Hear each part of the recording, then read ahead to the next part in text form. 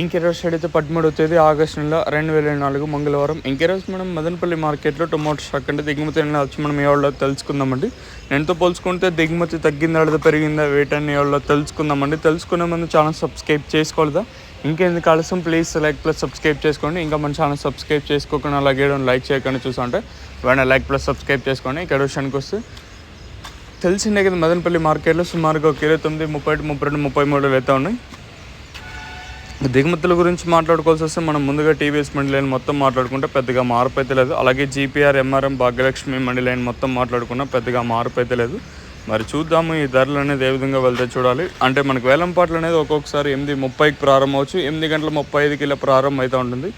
మరి చూద్దాము ఈ ధరలు అనేది ఏ విధంగా వెళ్తే చూడాలి. ఓవరాల్గా దిగుమతులు అయితే పెద్దగా మార్పు అయితే లేదు.